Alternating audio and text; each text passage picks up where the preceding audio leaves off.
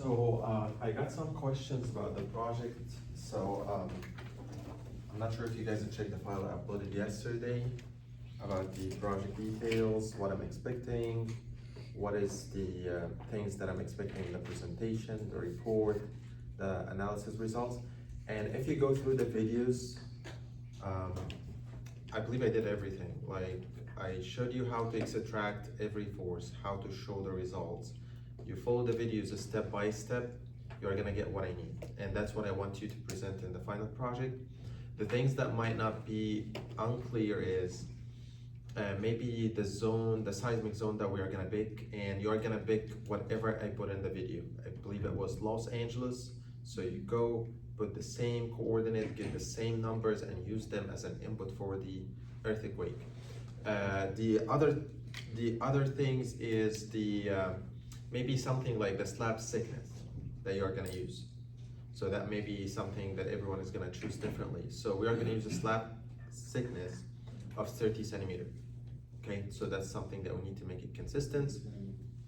The thing is that what I left up to you is the concrete compressive strengths. So usually in tall buildings, we use ultra high performance concrete. This concrete is like much more strength. I mean, like it makes the cross section, like let's say we use the normal concrete compressive strength, which is 40 megapascal. Okay, so you're gonna have a cross section maybe 50 or 100 by 100. But if you make the compressive strength of the concrete 100 megapascal, this 100 by 100 can go below 50. So it can make the cross section less. So maybe we can make it general that the compressive strength of the concrete for the columns is gonna be 100. I'm gonna put it here. FCU columns, 100 megapascal. So you're gonna ask me like, but how I'm gonna input this in SAP or in ETABS? So in ETABS, it asks you about the Young's modulus of the concrete. There is a rule that I put for the Young's modulus of the concrete, but make sure about the units are right or wrong. It was like 4,700 or 1,000 FCU. Okay, and there is another one, I believe, I'm not sure what is the units for this one. Just make sure that the units of the SCU matching the units here. It's megapascal. Because Yeah, it's megapascal. it's a megapascal. So there's another one if it's not megapascal, I believe, I'm not sure what is the number, but it's also something root FCU. I put two rules. Okay, so that's for columns. For beams and slab, we are gonna use 40 megapascal concrete, and this is gonna have completely different Young's modulus. And as I said, Young's modulus is very, very important in the stiffness of the building. So once we increase the compressive strength of the concrete, of the columns, it's gonna increase E, and it's gonna increase the whole stiffness of the building. All right, so do we need any more clarification on that? We're also gonna increase for the shear walls also, right? Yeah, columns and shear walls goes hands to hands. Like, this is shear walls as well. And beams and slab goes hands to hand because these are gravity system and this are lateral system. Okay. All right. Any more questions? Yeah, question. You want to ask something? No. Oh, okay, same thing. All right. Yeah. So that's I believe most of the stuff. All what I need to see in the presentation, the report, I need to see the interstory drift, as I said, the maximum drift, the shear lag, and how the different parameters are impacting these three main components, okay? That's the most important thing that we need to do analysis for, okay? All right, so let's get back to business. If you guys remember last time, we started talking about the concept of virtual work, and we were able to prove a very, very important equation. Like if you guys remember, I drew two graphs last time. One was the virtual system and one for the original system. And we had like something like this and something like this. And then we said, and we end up having like two rectangles. Do you guys remember? two rectangles like this. Yes.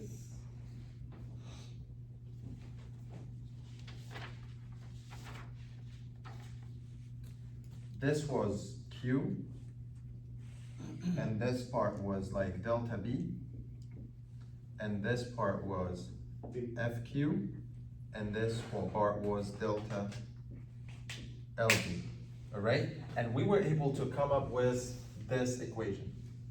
Let me put this equation here, that the sum of Q delta B is equal to sum of FQ delta LB. We said that this rectangle is gonna be equal to this rectangle. Q multiplied by delta B is equal to FQ multiplied by delta LB. And we were able to prove that delta LB is equal to FBL over EA. Do you guys remember? Mm-hmm. Then we start replacing this sum of FQ, FB, L over EA. And that was the virtual work equation. And that's one of the most important equation in the advanced structure analysis class, the concept of virtual work. The concept of virtual work, there's lots of things are built on it. And do you guys remember why did we do that? We used the concept of virtual work to simplify the analysis of the problems. Like I told you, like if we have a bar like this, and this bar is exposed to a load of 100 ton, right? And we need to find how much delta this bar has. So we start like creating a virtual load that is like very easy to solve, like is 1 ton, okay? And we are gonna find out how much displacement this load is gonna have. So if we know at 1 ton, this, let's say it's 1 centimeter. This 1 ton is gonna make 1 centimeter. So how much 100 ton is gonna make deformation? That's something, so we need to find X. So it's like 100 by 1 over 1, something like this. Same thing here. The virtual load, Q, which is 1, multiplied by delta B in the main system. By the way, there is original system and there is virtual system. This is original and this is virtual. This is original and this is virtual. Okay? So the virtual load multiplied by the displacement in the main system or the original system, which is 1 multiplied by the delta, that's we don't know, this one, delta B, is equal to the load FQ, which is gonna be represented by like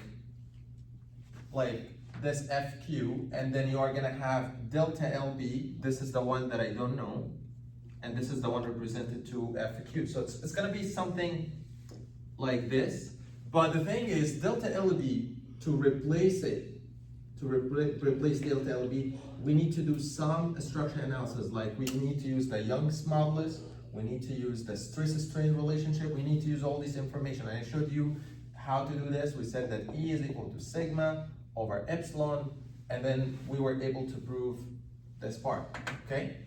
So this equation, I need you not to forget it, okay? So we can forget everything, every step that we have done here, but this equation, it needs to be stuck in your head. All right, so, and then I told you how to solve problems. I'm gonna give you a main system, like a truss. Let's say a truss like this. And this truss is gonna have a load, let's say a load like this, 100 ton or something, okay? So it's called the original system, all right? You need to solve this original system. And once you solve it, you are gonna end up with having FB. You have to solve it to get the FB. B means the original system. But FQ is, if I ask you the displacement at this point, I'm gonna make the system again here. So I'm gonna have this, this, and that. At this point, if I ask you what is the vertical distance, you put 1 ton here. 1 kips or whatever, unit load, okay? That's gonna be Q. That's what we call Q system. And that's B system, all right? So what if I ask you the horizontal distance here? You remove this and you put 1 Q equal 1 here. That's the Q system, and you solve the Q system. Every force in each member, that's FQ. Every force in each member in this system, that's FP. Okay? You multiply this, by the length of the member over the youngest modulus over the cross section of the member, so you are done with this part. And Q, it's always 1, as soon as you assume it's 1. That's why we always say delta B is equal to this part. Why? Because we put Q equal to 1, so 1 multiplied by delta B is going to be delta B. That simplifies the whole problem. But let's say that you decided to put Q equal to 10, so this is not 1 anymore. You have to put 10 in front of it. Okay? So the virtual system is up to you. You can put 1, you can put 2, but we usually put 1, so the rule always ends up delta B is equal to this. Alright? So we are done with this part, but this is only applies for trusses. Okay? Because trusses have only normal forces, F. But what if the system is a beam system that has moment and shear and normal and torsion and lots of forces? So it's going to be the same thing. This delta, the sum of Q, delta V is going to be equal to the sum of the moment MQ multiplied by theta B. Why? Because right now I have moments, so it's all about strain energy. Strain energy can be in many forms. Can be in a tension, can be moment. It's the all forces is strained, the all forces is stored inside my element. So if my element has shear, normal, moment, torsion, has shear X, shear Y, moment X, moment Y, so all these internal forces are gonna be stored as an energy inside the member, okay?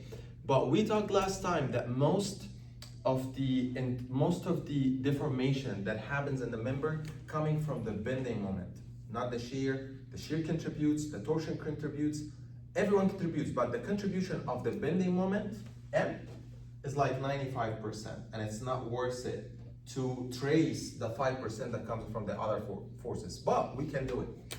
I'm sure I solved the problem that I trace every forces, and at the end, you will find it here, you will find that the other forces, like I have the deformation 0.05 centimeter, but the other thing is like after the 5th zero or the 6th zero, okay? All right, so that's the rule if we have beams. So let's talk about beams. I'm just like making an introduction so to remind you what we are gonna do today. So let's talk a little bit about beams. So let's say that we have a beam, something like this, and this is hinge, and this is roller, and this beam has any types of load, has distributed loads, has concentrated loads. It's gonna be something like this.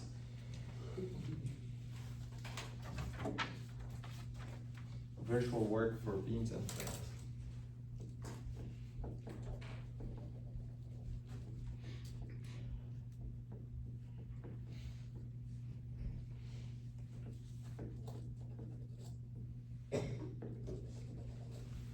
All right? Okay. So that's the B system, the original system, or the real system that we want to solve. And I asked you, I want you to solve this system to get the deformation at point C. I want delta at point C. When this beam is gonna have a bending, it's gonna be like something like this. That's the deformation. That's what I'm looking for. Delta at C, we're gonna call it delta B. To find this, I told you to draw the same system. Remove all the loads on the system. That's what we did in the truss. We removed all the loads and put a unit load at this point. Q equal to 1. And then the deformation is going to be something like this. That's what we call delta Q. The delta in the virtual system. Then you draw the bending moment for both systems. Like you have to draw the bending moment of this system and the bending moment for this system.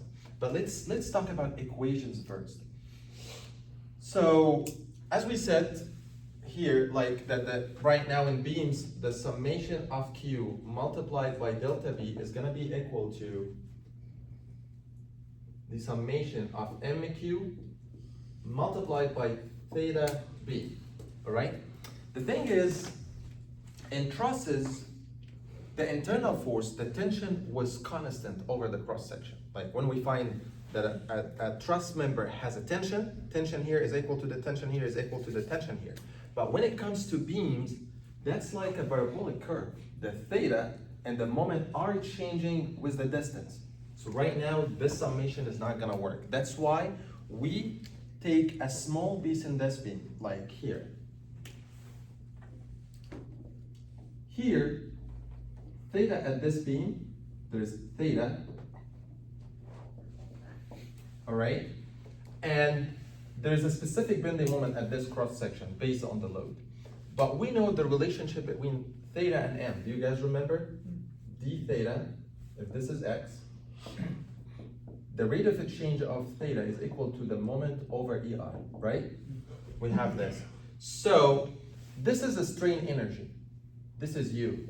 The thing is, right now, I can't deal with U because U is not constant over the cross section, not like a truss member. So I have to take an infinitesimal section here and look at a D, like this cross section is something like this.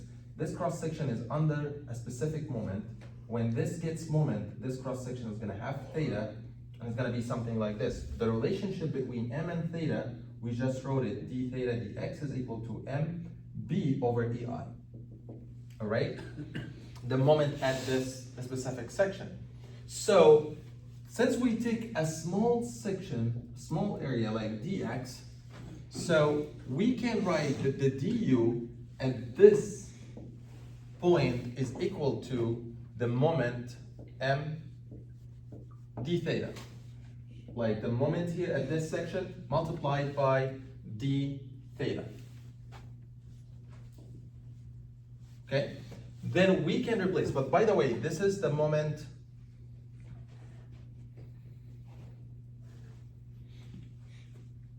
this is MQ, all right? So that we don't get confused. This is MQ, and this is d theta b, the same way like here. I have Q delta B is FQ delta LB. So MQ theta B, that's what we have from this rectangle. So this is MQ.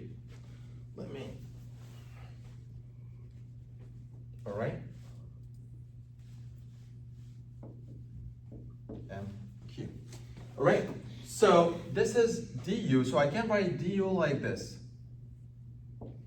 MQ multiplied by d theta b, so it's gonna be mb over ei dx after I substitute with this equation. All right, so this is just the du. What if I want the whole strain energy stored in this beam, not only this part? So you need to integrate. U is equal to the integration from 0 to L mq mb over ei multiplied by dx, and that's another important equation. Do you guys understand this part? Well, it sounds like the same thing here. Look here. The force FQ multiplied by FB multiplied by L over EA. So since we deal with normal forces, the most important thing is the EA. If we deal with moment, it's gonna be EI. And this is dx because it's under integration, but once we integrate it, this x is gonna be L. Okay, so it sounds like the same equation, but this one is adjusted because of the moment. All right, so if I wanna solve this equation, first you have to find the equation of the moment that comes from Q. You need, like, if this Q has a bending moment with a specific shape, you need to find if it's like 5x squared plus x, you put this here. And this one is x squared to the power 2 plus 2. So you need to put this equation here and multiply them together and integrate the final product. So you need to find the equation of MQ, the equation of MB, and then integrate this equation. Is that clear? All right, so let's solve an example and see how this can be done.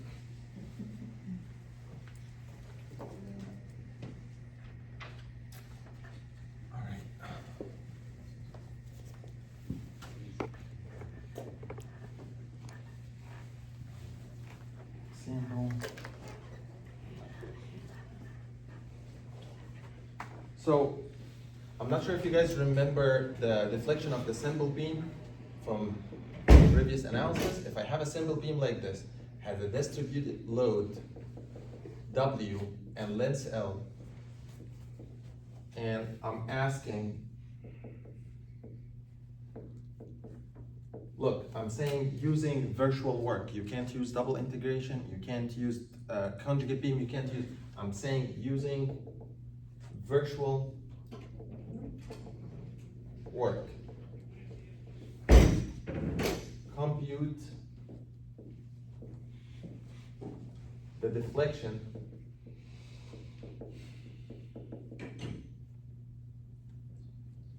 okay, I say the deflection at midspan because I said here the deflection and the slope at midspan. Well, I need to make it the deflection because the slope at midspan, how much is it? 0. 0, right? It's very easy. So we can change it to this, the deflection at midspan and the slope at the support, okay? So the deflection at midspan, let's say at point C, and say this is A, this is B, and the slope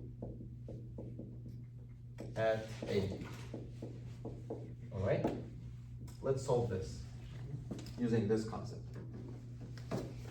All right, so to solve this problem, first, I have, this is the original system. This is the B system. So the B system, I have to draw the bending moment for the B system, right? This is B system. So the bending moment for the B system is gonna be something like this, and that's WL squared over 8, right? I want the deflection at point C. The deflection at point C, you are gonna remove all the loads, all right?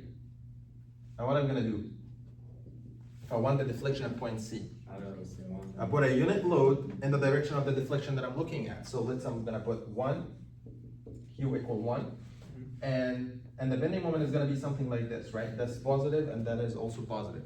What is the bending moment here? BL over 4, so it's gonna be 1 L over 4, and the reaction here, 1 over 2, 1 over 2. Here's the reaction is WL over 2, WL over 2. Look at the steps. Bending moment for the P system, bending moment for the Q system. What is Q system? That's the virtual system, okay? All right, so I did the first 2 steps. What is the second step? The second step, I wanna solve this equation. Why I want to solve this equation? Because if I solve that equation, I can get, look, this is my equation. Q delta B is gonna be equal to this part, which is this part. The integration from 0 to L MQ MB over EI dx. All right, Q, I already put it 1, right? That's Q. What I'm looking for delta at midspan. That's gonna be delta B. That's what I'm looking for, this part. So this part, the solution is in these 2 graphs, MQ and MB. I need to find the equations of these 2 curves, multiply them together, and integrate this equation. This is gonna be done. But is that easy? Let's see. Do you guys know what is the equation for MB? Like, do you guys remember? I take a cross section here, and I say that this is X, or here, and the moment at this X is gonna be WL over 2 multiplied by X, right? Minus WX multiplied by X over 2. So MB is gonna be WL over 2 multiplied by X minus WX squared over 2. I got the first equation, right? We did this in double integration method. This one is much more difficult. Why? 2 segments. Hmm? I have 2 segments. 2 parts, right?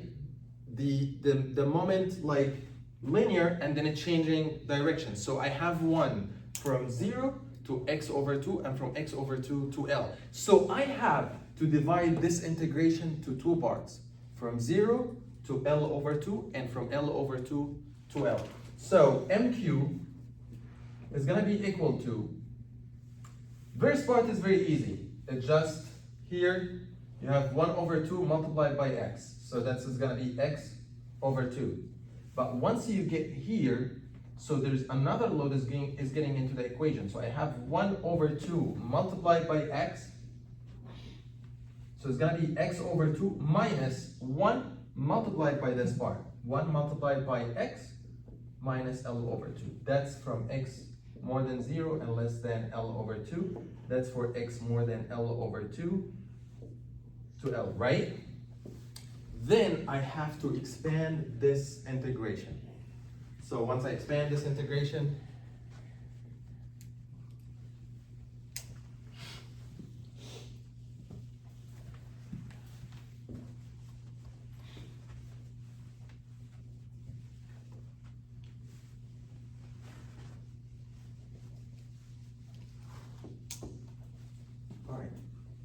so right now I know that Q is equal to 1 and I only have delta B. This is going to be equal to the integration from 0 to L over 2 multiplied by, I'm going to take 1 over EI outside because it's constant. And then I'm going to end up with MQ MB is W L over 2 multiplied by X minus WX squared over 2. And all of this is going to be multiplied by x over 2. And I have dx outside. Yeah, am I done? So what I'm missing?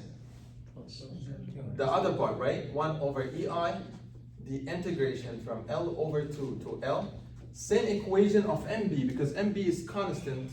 I mean, like, this is one equation for the entire beam. So it's going to be WL over 2 multiplied by x minus WX squared over 2 multiplied by x over 2, you guys tell me, x minus L, right? dx Over 2. L over 2. Okay, so is that easy or difficult?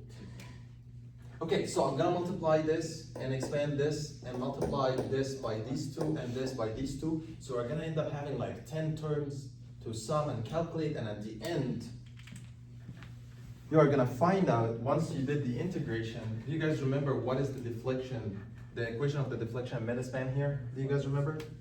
It was 5 WL L over 4 384 EI. All right, so that was the thing. But the thing is there a way that I can avoid all these integrations and all these expansions? Yeah. There's a way that we can't, even not calculating these equations. What are these ways? All right, so there is a table in the textbook. The textbook is called the Fundamental of Structure Analysis. It's in the syllabus. You will find table A2. I'm gonna provide this table, okay? So this table gives you something like this. Do you guys can see this? Okay, so on the x-axis is the Q system, this bending moment. And on the y-axis is the MB system, which is this one. So MB, MQ. So it tells you if for example, if the moment MQ is rectangle and the moment MB is rectangle, so you basically take the constant moment, like let's say MB. This is beam 1. This is the B system, which means the real system. And that's the Q system. Right? And the bending moment for the B system is rectangle, something, let's say like this. And it's a negative. Let's say M, we call it M, he call it here M3. MB is M3. And M1 is MQ. Like let's say it was something like this, and this is M1. And it's a negative. Let's say that this is 13 and this is 20. All right? So here it says, this part,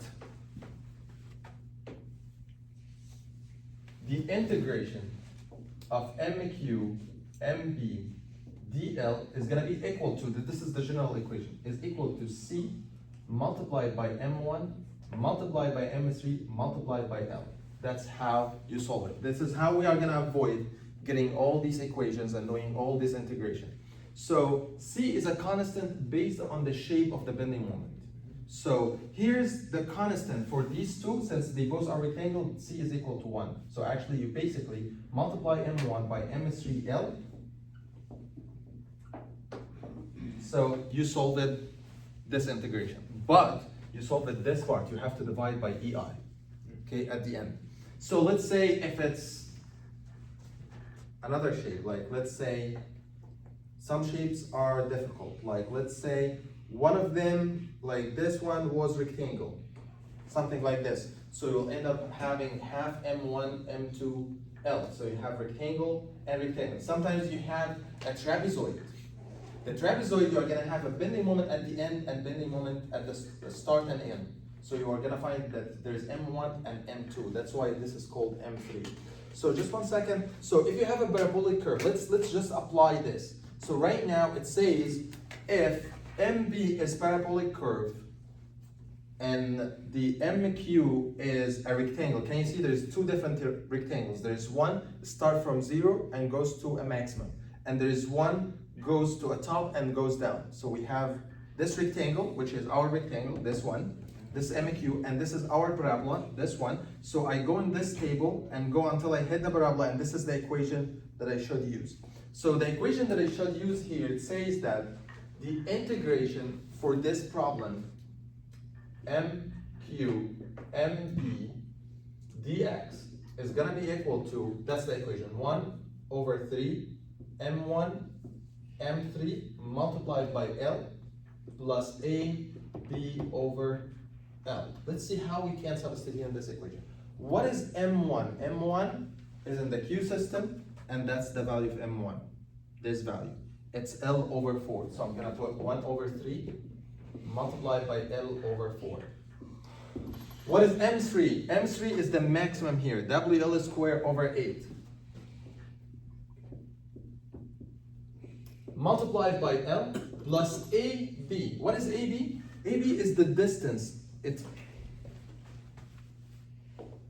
A and B. So it happens to be in this triangle that I'm asking for in the middle. So A is L over 2 and B is L over 2. If I ask you at different location, so they are gonna be different. So here is gonna be L over 2 multiplied by L over 2 over L, and then you can solve this. So this is gonna be, so right now, I can put all of these. I have 4, 8, 4, so 3 by 4. Just want to make sure that it didn't miss anything.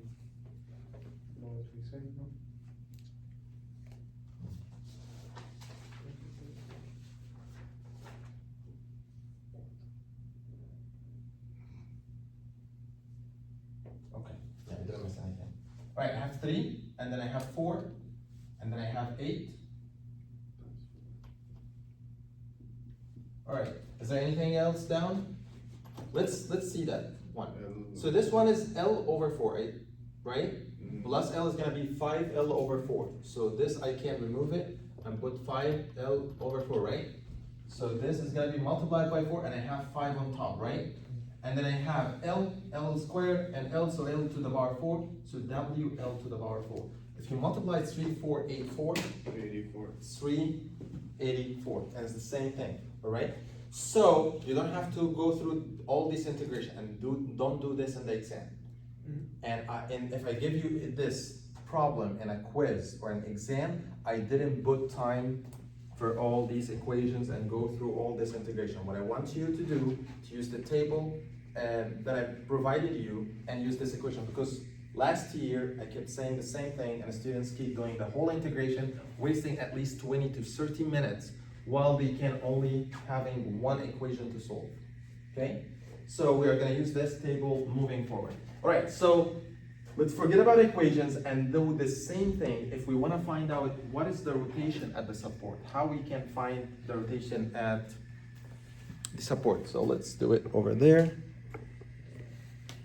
Does anybody have a question? You have one. Does that still work when you have a beam that has different materials?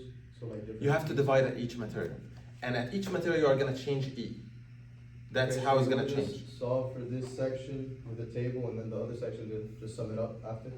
Yeah, you divide the integration if there's a changes. Like if there's a changes in the bending moment, changes in the material, changes in the I, but the changes in the material and the inertia is much easier because they are all constant, they can't get out of the integration. But a changing in the bending moment, you can't get it out of under the integrations. It's gonna stay under the integration sign.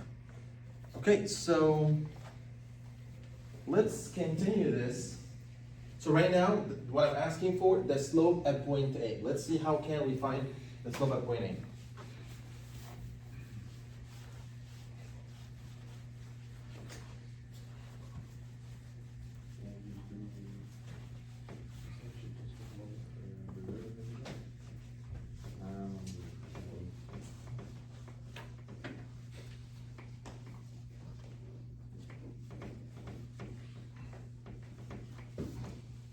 All right, so the main system, it is a simple beam and it has a bending moment WL squared over 8. That's the B system. All right? So right now the Q system is going to be different because we are asking about different types of deformation, right? Here I'm asking about displacement in the middle. So I put a unit load at the location of interest. I'm gonna do the same thing if I wanna find the rotation here. So I'm gonna make a Q system. And as I said, the Q system is the virtual system, all right? And I remove all the load on the beam. So it's gonna be a beam like this, and I put a unit load at the direction of the deformation. So if I ask you for a unit load here, you're gonna put something here. If I ask you here, at a different location, so I'm gonna remove this load and put it here. If I ask you for the rotation at this point, what happened? What is the value of theta at this point? You put a unit moment at this point. But I'm asking you a rotation at the support. So I'm gonna remove this and I'm gonna put a unit rotation or a unit moment here. So I'm gonna put moment MQ equal to 1 here, all right? So if I put a unit, so I can put the unit moment this direction, but I know this beam has the loads that's gonna make like this. So this is gonna rotate that way, not that way. So if I put the unit load moment that way, so that means I assumed a moment in an opposite direction. So finally, when I find the rotation theta, here it's gonna be negative. So it's better, like you can keep it like this, or since I know the direction of the moment, I can make it something like this in the same direction. So finally I get theta is positive, right? But the other one is still good, it's not bad. So can you draw the bending moment for this beam? It has unit load MQ equal 1. How's it gonna be?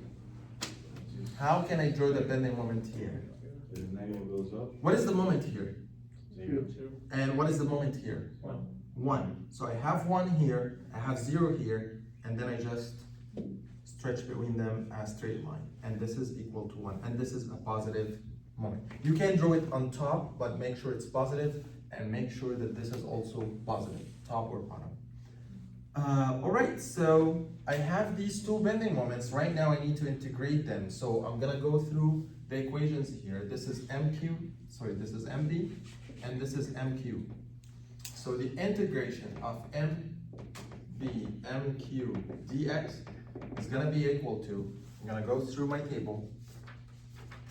All right, this is parabolic curve here, and this is a rectangle, this is here. So it says 1/3 M1 multiplied by M3.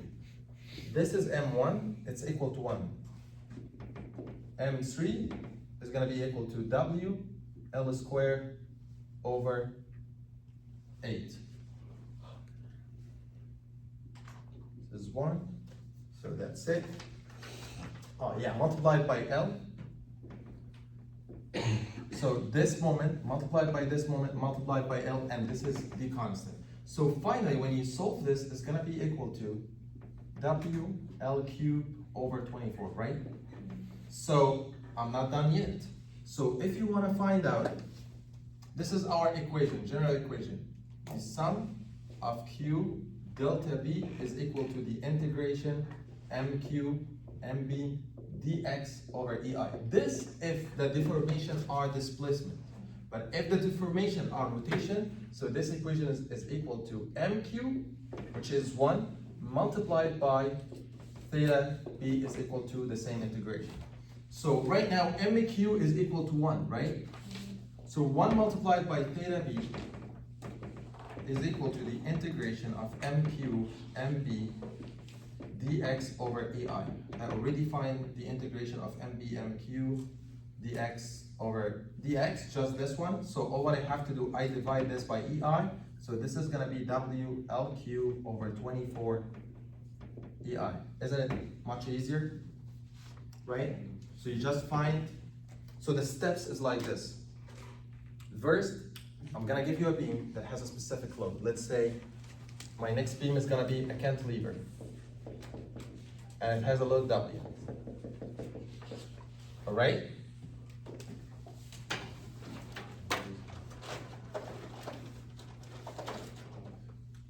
Then you are gonna draw the bending moment for this beam, and that's what we call MB.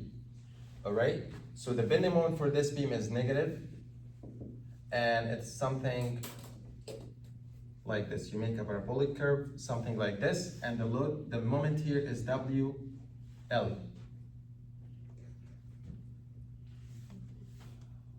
Okay, so the load, the whole load is WL, and then you multiply WL squared over 2, right? So that's the bending moment for the entire beam, and I draw it, okay? So that's the shape. Then I ask you for the deflection here. What is gonna happen here? Okay, so let's see what's gonna happen. If you wanna find the deflection here, you remove all the load in this beam and put Q equal to 1 at the point that you need deflection. If I ask you for the deflection in the middle, you're gonna put a Q in the middle equal to 1. Then the moment, that's negative, the moment here is gonna be negative as well. So it's gonna be something 1 multiplied by L. That's the bending moment, and it's negative as well, and that's MQ. So if you wanna find out the deflection delta B, so you substitute in this equation, Q multiplied by delta B equal the integration of MQ MB over EI dx. I know that Q equal to 1, so delta B is gonna be equal to this integration, 1 over EI, the integration of MQ MB dx. So that's what we need to find out. And that's what we are gonna use table A2.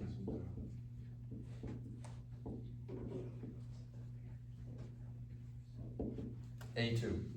To do this, MQ MB dx is gonna be equal to C M1 M2 multiplied by L. So let's find out in the table.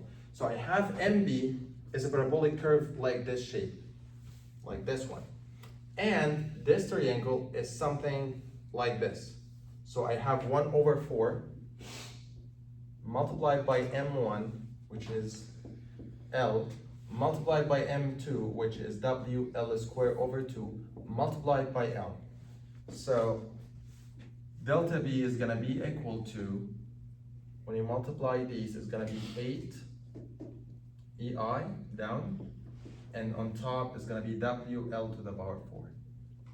And I'm sure this is how it was when we calculated double integration method. So if you check double integration method, you did a lot of integration. This is without integration, just the 3 steps. Actually, it's only one equation, but I expanded it.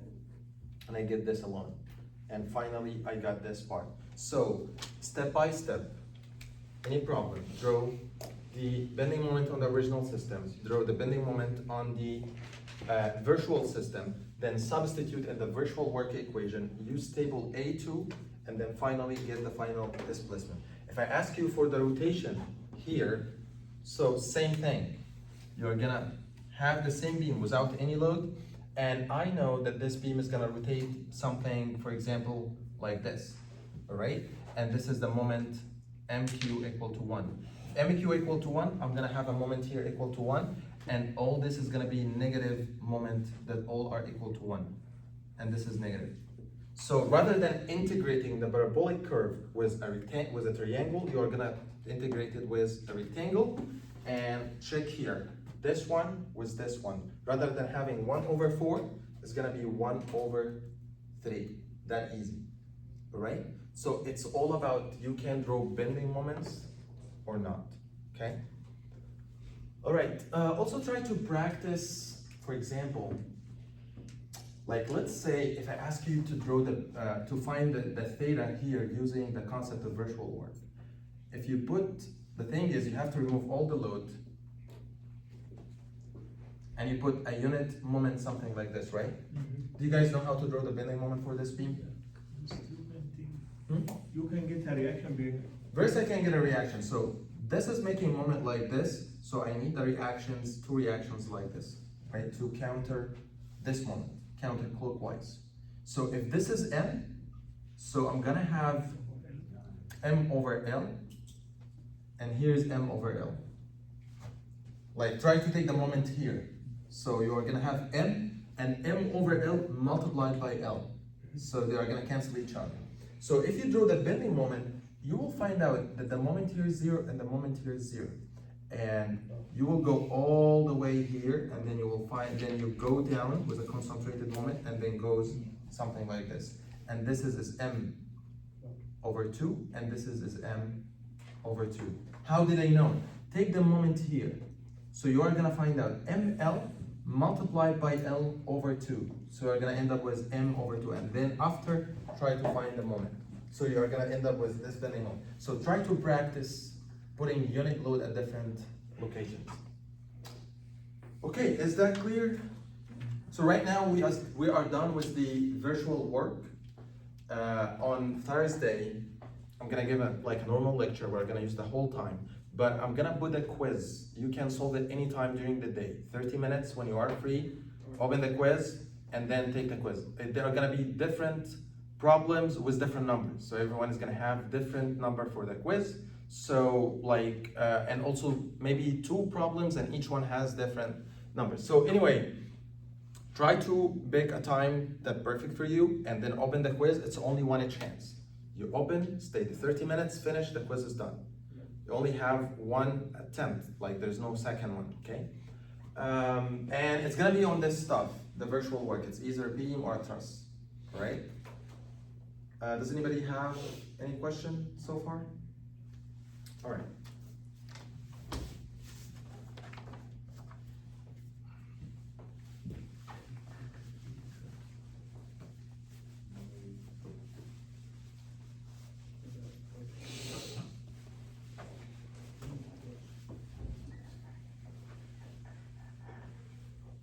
Oh, for homework one, for the real work method.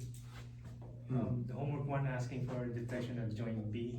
The truss. Yes, however, the load is applied on point C. It doesn't matter. Yes. So that's the thing. If you have a truss like this, and I put a load here, and a load here, and a load here, so you solve this truss I didn't ask you to do anything. Okay. Find the internal forces. Then, when it comes to deflections or deformations, you remove all these loads, and then put a unit load at the point that I'm asking you at, and solve the whole truss. I ask you for the deflection here, so you put 1 kips here and solve the truss, okay? So, but let's say I didn't ask you here, I asked here. So you put a unit load here and remove this one, okay? And solve the truss, right? So you're gonna get internal forces from the virtual system based on the load at the point of interest, and a real system with the original load, okay? The problem is asking for the real work method, not the virtual one, on homework one. Real work? Yeah. Okay, I'm gonna double check it and ask you. So it didn't have a virtual work? Okay, I'm gonna double check it for you.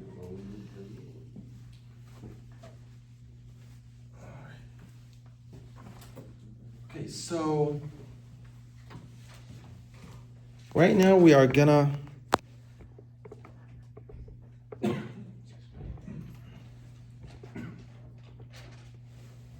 have application on the virtual work method. There's a method that's called flexibility method.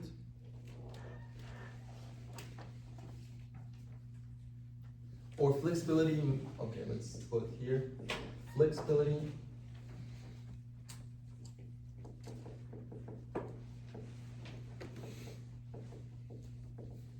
Okay, flexibility method. Flexibility method, there's lots of methods under this one. Like there's one, it's called force method. And there's a one, it's called method of superposition. Method of superposition.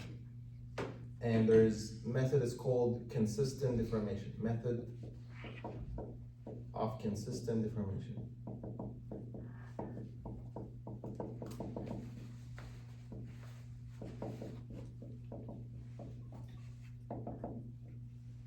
And there's another method, it's called method of redundance.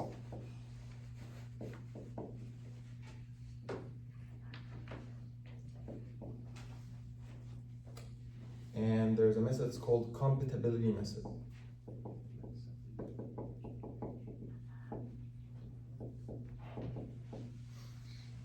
All right, so all these methods are falling under the flexibility method. So right now, all what we have done, the real work, the virtual work, we are trying to find deformations, right? We didn't find reactions, and all the structures are determinate. It's not indeterminate. Like this one is determinate. What if my structure is indeterminate and I'm looking to find the reactions? So, but before I do this, I want to mention something when it comes to indeterminate structure. So what we're gonna do right now, it's all applications on indeterminate structure. So for indeterminate structures,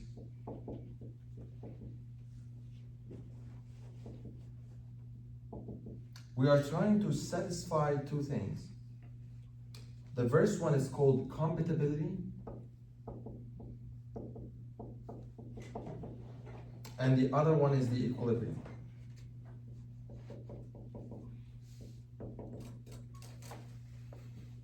So when we solve the structures, like sometimes we use the deflected shapes to drive us to the solution.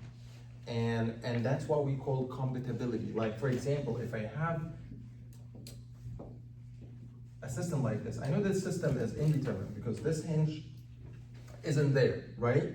So what I want to do, I want to find the reactions here that can drive the deformed shape to be something like this, right? So somehow I want to find the reactions that makes this deformed shapes look like this. That's how actually the methods start to be driving. Like people start to like, okay, so let's say that I don't have this support here. The deflection is going to be something like this. So what I want to find out, I want to find the reaction or the force here that can bring this deflected shape to this point to maintain the other deformed shape that like if there's a support there. So if you find the force that is gonna make this deflected shape look like this, so you solve the problem. But in the same way, this force needs to satisfy the equilibrium of the entire problem, okay? So that's the two things that we are trying to satisfy. But first, you have to know how to determine the redundancy. And we talked about this like in the first 2 weeks, how to find the redundancy, how to find how many statically indeterminate is your structure. This is the first thing that you have to do in any indeterminate problem. Like, do you guys remember that we have a system?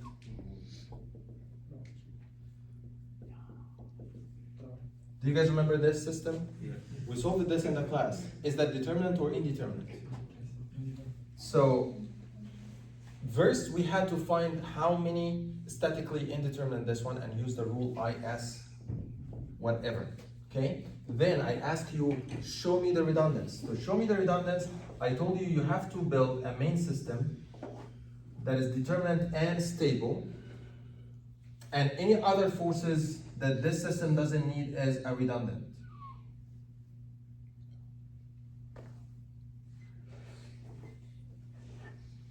Here, look at this one. So I know that this system is stable under this fixation, right? So this fixation can hold the entire system. It doesn't need this support. And if I don't have this rotational spring, this bar is gonna fall. So this rotational spring is holding this element. So I don't need this hinge. So I can say that the redundant in this problem is the X reaction here and the moment at this guided support. And here I have X and y. So this is redundant number 1, redundant number 2, redundant number 3, redundant number 4. So I have 4 redundants, okay? So I need to find the value of these redundants to solve the system. Once you find them, you can solve this entire system. Same thing, we have done this for a truss.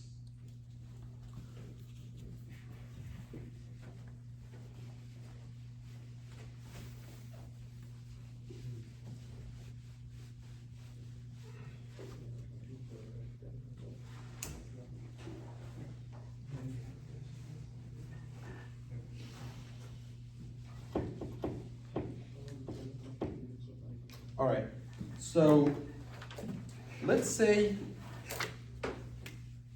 a beam. Like I have a beam like this. Do you guys, oh yeah, this cantilever, right? This cantilever, there was no support here, right? So the deflection was allowed at the end. But let's say I have this beam and I have a support here. And I have a W, something like this. You guys tell me, how many statically indeterminate is this beam? 1. What is the redundant? The support, right? But there's another way, right? This can be hinged and I can release the moment. So there's different ways to make this system determinate and stable. So you can say this system can be a cantilever like this, and my redundant is a reaction here, right? Or this system can be, I can leave this roller and I put hinge here and the redundant is the moment here, right? Let's say R, right? So to solve this system, I need to find either this or that. Once I find them, I solve this system, the redundant force.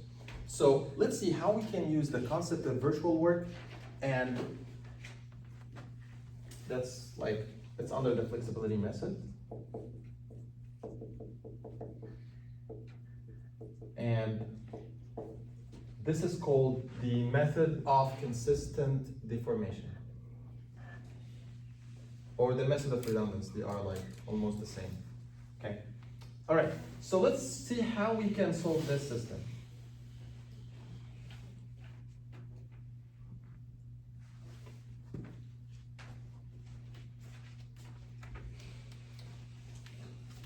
All right. So I said that I'm gonna have a reaction here. Let's say that this reaction RB, let's say that this is A and this is B, and I have a reaction RB, and I have a moment here MA. This system is an equivalent to a cantilever beam that has a distributed load. And I'm gonna remove this roller, and let's assume that there's no roller and there's just an external force here. It's equal to RB, right? This system is the same like this system. How? Like if I have a support here and has a reaction RB, I can remove this support and I put this as a load, RB. So both systems are gonna end up having the same deforming shape. Like it's gonna be something like this. The deforming shape is gonna be, theta is gonna be 0 and then goes like this and then something like that. Same thing here. It's gonna be something like this and it's gonna go up like this. That's how the deforming shape is gonna look like. All right, so that's for this system. All right, what if I remove this RB and I put this cantilever without RB? How the deforming shape is gonna look like? It's gonna look like a cantilever shape. So we're gonna end up having a deforming shape like this, right? How much delta we're gonna have here? We're gonna have, we solved this thing here, right? We put here, and delta was WL squared over 8 EI, this one. We are gonna call this delta 1O. I'm gonna tell you why it's delta 1O in a little bit, but let's call it that way. So what we need to find out, we need to find out how much force I need at this step that can make this delta equal to 0, right? So the thing is, this cantilever went down all the way to delta. We need to find out how much force that I need that can bring this delta to be 0. So how we can do that? Let's say that we're gonna put an F1. I'm gonna take this cantilever as is. I'm gonna put it here. And I'm gonna remove all the load on this cantilever because The distributed loads made this cantilever to go that way. And I'm gonna put a concentrated load, I'm gonna call it F, on this beam. And I need to find the value of F that can cause a deformed shape in the opposite direction is equal to the same value, right? So if I found F that is gonna make a delta 1O similar to this one, so F is equal to RB, right? Okay, so I need you to connect things. We call this the original system, but it's not the original system because we removed the support. So we call it the main system. So right now we don't have the concept of original system because the original system right now, it doesn't have a support. So we call this the main system. All right? That's the main system. What is the characteristic of the main system? The characteristic of the main system, it needs to be stable and determinate. And that's what we did here. You can bake this system or bake this system. Either of them are good. This system is stable and determined. This system is stable and determined. I baked a main system that is stable and determinate, and I put the original load, and I get the bending moment, and I'm gonna call it the main system, right? So, and this, what we call it, the virtual system, but it's not virtual yet. Why? Because you put F. Well, I can change F, and I can make this, and I put just unit load, 1, Q equal to 1. And then I multiply by the F at the end, right?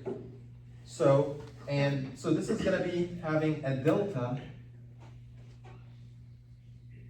a small delta, like not the full delta. We are gonna call it delta 1O. Why? Because this is based on the virtual system. So delta 1O is gonna be equal to F multiplied by, sorry, this is not delta. This is delta 1O. We are gonna call this delta 1,1. At the end, we need delta 1,1 to be equal to delta 1O. So we're gonna call it differently. So, and this one is gonna be delta small, delta 1,1. And this is delta 1,1. What I'm doing here, I put a main system that is stable and determinate, and I found the deformation at the point that I removed the support at. And I need to come up with a different system that can counter this deformation, and this is F. So for this thing to work, I need to have delta 1O is equal to delta 1,1, right? The delta from this system is gonna be equal to the delta from this system. But the thing is, we just learned the concept of virtual work that is based on unit load. So how about if we put just unit load and multiply it by F? It's the same thing. So this is equal to F multiplied by delta 1,1 small, right? So it's the same thing. All right, and actually that can be converted to be delta 1O plus F delta 1,1 equal to 0. You're gonna tell me, but if I put this and the other side is gonna be negative. No, because the thing is, this is negative and this is positive, all right? So from the verse, I need to put this as a negative, all right? So when you sum them together, this is gonna be negative, this is gonna be positive, and all of them are gonna be equal to 0 as a sign wise. All right, so is everything right till now? Is it complicated? A little bit. So it's basically, think about it, you remove the support, this thing is gonna go down. We are gonna find the force that is gonna bring it up, and rather than finding F, I'm gonna use the virtual work 1 to get it. All right, so, okay, so how can I find these deltas? So this is the problem. I need to find F. That's what I'm looking for. But I'm gonna use the concept of virtual work to find this deformation. We just learned a new concept that tells us how we can find this deformation. Delta 1O is this delta of the main system. How can I find it? I already found it here, right? If I have a cantilever that has this delta, this cantilever to find this delta, I get the moment of the main system, of the original system, because right now this is original for this delta, okay? So I draw the original system and draw a virtual system, and then using the original and the virtual system, I'm gonna find the value of this delta, which is WL squared over 8 EI. So it's easy for me to find this delta. But how about this delta or this delta? Well, it's the same thing. This is gonna be an original system for itself. So you'll tell me this is a virtual? Yeah, it's gonna be a virtual and it's gonna be an original system for itself to find this delta 1, 1. Okay? So right now you have two deltas to find. You need to find delta for this system. And that's gonna be an original system and that's gonna be an original system. And at the end, once you find delta 1, 0 plus f delta 1, 1, this is gonna be equal to 0. You find this value, then you are gonna find the force that you are looking at, this one. Okay, let's find out this one. Delta 1, 0, actually we can write it as delta small 1, 0 because it's the same thing. The small, like the big or the small, it doesn't matter. Here, we just substituted this one by this one, but this one we can rename it like to delta 1, 0. It's not gonna be any big difference. If you wanna leave it as a delta 1, 0, that's fine, okay? Because this was like, we were looking at it from the main system standpoint, but you can look at it from the virtual work standpoint, the same way that we put delta B. So if you wanna keep it small, that's fine. If you wanna keep it big, that's fine. But we're gonna deal with it this way. Delta 1, 0, we just wrote the equation for it. It was like MQ MB dx over EI. That's what we did. But right now, I'm gonna make a little bit of change to the letters and the subscripts. Okay. So delta 1, 0, why we name it that way? We name it that way because this has a meaning and this has a meaning. This one, like let's write them as delta MN so that we can have a general name. Like let's say if you have delta MN, M means at point M, and this means deformation due to load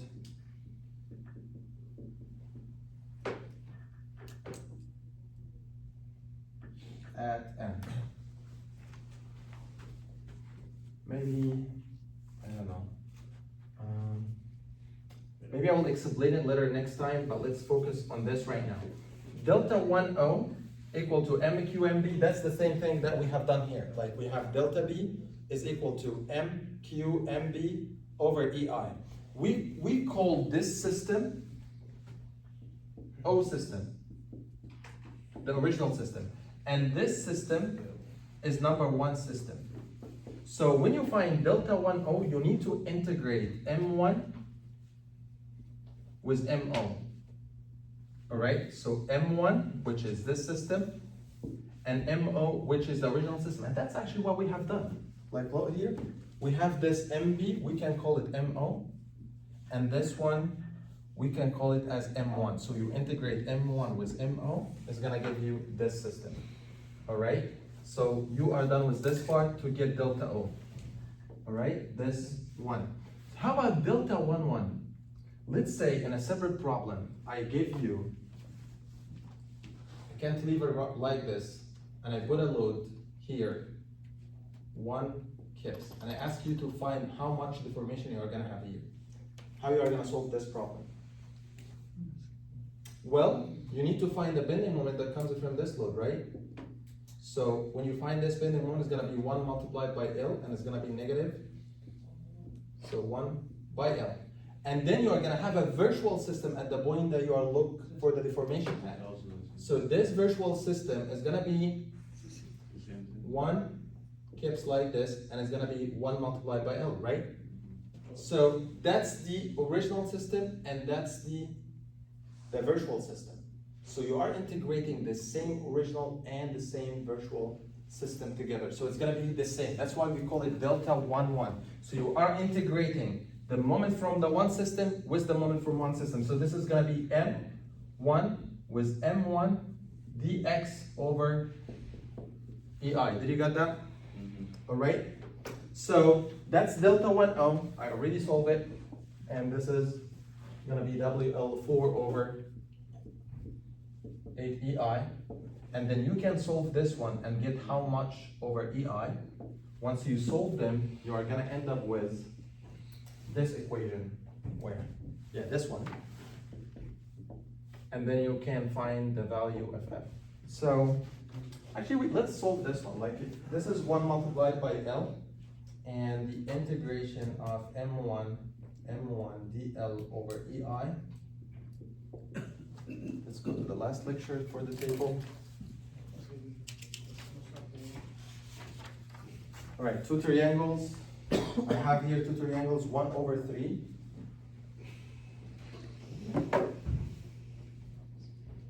M1 is L, and M2 is L, multiplied by L over EI. So it's gonna be L cubed over 3 EI.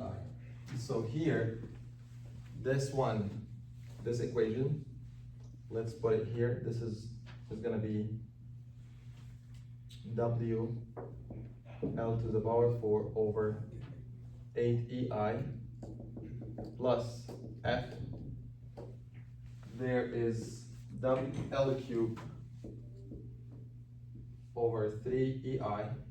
All this is equal to 0. Then you can find like you slash EI with EI, L cubed. Here you are gonna end up with L. So at the end you will able to find F. So that's actually how we solve it. I'm just like giving you an overview. Next time, I'm gonna explain it in detail. I'm here right now explaining the concept.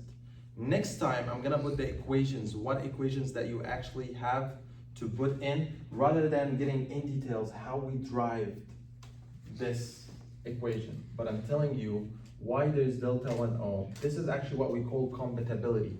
We need to make the deformation from the virtual system equal to the one from the main system to make delta here is equal to 0. But you can tell me, what if delta is not equal to 0? What situations that this right hand side is not equal to 0? If the support is moving, right? So if I told you after all these load, the support is moving 1 centimeter. So you have to put here, this is not 1, this is not 0. Or if this system is something like this, and there's a spring here, the solution is gonna be exactly the same. However, delta here is not 0. How much the delta is gonna be here? Depends on how much this spring is gonna be compressed, right? Like if this spring stiffness is like 0, so it's gonna be like a cantilever, but sometimes this spring is gonna make something like this, and you end up with like some residual deformation here. And this deformation is equal to F over the stiffness of the spring. So at the end, the deformation at this point is not equal to 0. So next time we're gonna figure out how we can expand this equation and what if we have more reactions. But try to get through what I have done here because I'm gonna build on it next time, right? Okay, see you guys next time.